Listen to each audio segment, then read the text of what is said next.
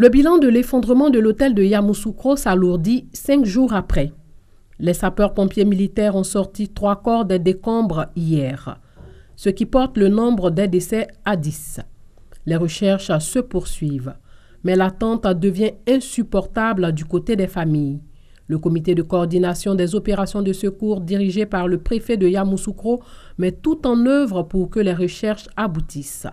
Le chef du gouvernement avait remis 5 millions de francs CFA au comité de coordination des opérations de secours pour mener à bien les recherches. Route Carrefour à Bata, cité Cyr, dans la commune de Cocody, un parcours distant d'environ 3 km. Mais que de difficultés pour la pratiquer, surtout en saison pluvieuse. Quand il pleut, on préfère rester à la maison parce que ça ne sert à rien de sortir et de retrouver sa voiture en épave. Donc on préfère rester à la maison jusqu'à ce que un peu de soleil sorte et puis on sort. Dans ce quartier, plusieurs cités réalisées par des promoteurs immobiliers auxquels il faut ajouter les constructions de particuliers. Les voies qui ont été ouvertes n'ont jamais reçu une seule couche de bitume. Et pourtant, la plupart des habitants ont au moins un véhicule.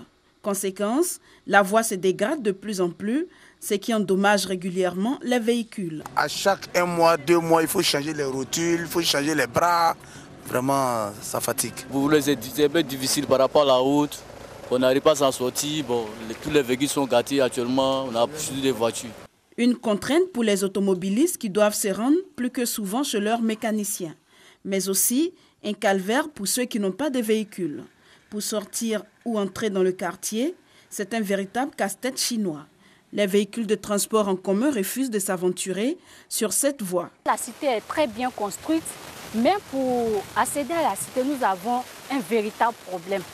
Après nos activités, pour rentrer, vraiment c'est difficile. Ce matin même, je vais aller au nouveau goudron, mais affaire de véhicule même, c'est pas possible. Mais ça fait bon moment que je suis arrêtée là. Je ne gagne pas Baka. Et nous sommes obligés de marcher. Vous voyez, ce matin, je suis allé à l'église avec ma femme. On est obligés de marcher. Nous vivons un véritable calvaire. Ça nous dérange beaucoup parce qu'à cause de l'état de la route, on refuse même de venir chercher des passagers ici. Parce que si l'État peut faire quelque chose, vraiment, ça allait nous soulager. Un peu plus loin, on n'est pas sorti de l'auberge. Ici, à la Riviera, à Toban, quartier Zinsou, toujours dans la commune de Cocody. Il y a ce trou qui menace automobilistes et habitations. Les dernières pluies ont fortement contribué à dégrader la chaussée. Le vœu de tous les habitants dans ces différents quartiers est de voir leur route inscrite dans le programme de réhabilitation des voiries des différentes communes présentement en cours dans le district d'Abidjan. Témoignage d'affection et de remerciement, marque d'amour de la famille Diané au père de famille à Abang Village ce dimanche, jour de la célébration de la fête des pères. On a fait une petite fête parce que je dis la fête des pères. J'ai fait une demande de messe pour lui, à son honneur, que Dieu ait sa protection sur lui, que Dieu l'assiste. Et puis j'ai fait la cuisine pour qu'on puisse partager ensemble entre père et maman et enfant. Et puis après ça, on envisage sortir. Au centre de tant d'attention, Diané le père est ému. Dès que je me suis levé, ce matin, avant d'aller dans la douche, je vois tout le monde autour de moi. Bonne fête papa, bonne fête papa. J'ai dit merci les enfants. Ça vous a fait quoi?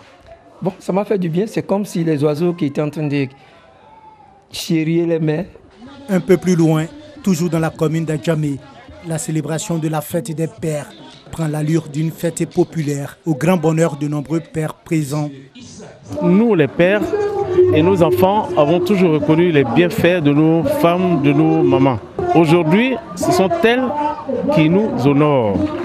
Je crois qu'il faut reconnaître ce bienfait à nos mamans et à nos femmes. Nous sommes très heureux d'être là aujourd'hui, raison pour laquelle nous avons tout fait malgré la pluie, d'être là pour pouvoir célébrer la femme et le père en même temps aujourd'hui. La fête des pères dans la commune d'Adjamé a pris cette ampleur et cette couleur à l'initiative de la Fédération des associations des femmes d'Adjamé, dynamique et opérationnelle Fafado, avec la collaboration des autorités ivoiriennes. Pourquoi ne pas les célébrer auprès de nous en fait? Les hommes sont le début aussi comme le commencement. Donc j'ai décidé cette année de les honorer tous. En tant que ministère, en charge de la femme, de la protection de l'enfant et de la famille, je pense qu'il est tout naturellement indiqué que nous venions soutenir cette belle initiative qui magnifie à la fois la femme et l'homme. Mais tous les pères n'ont pas eu la chance d'être célébrés. On est habitué à ce que nos femmes, nos sœurs ne nous célèbrent pas autant que nous le faisons pour elles. Voilà, donc on s'habitue quoi. C'est le père qui est même le fondateur de toutes choses dans une famille. Donc vraiment, il faut qu'on puisse sentir la fête des pères, vraiment honorer les pères. D'ailleurs, ce dimanche, jour de la fête des pères, a été un dimanche comme tous les autres. La plupart des populations ont vaqué à leurs occupations. C'est un squat sans électricité avec un seul robinet d'eau pour plus de 300 occupants.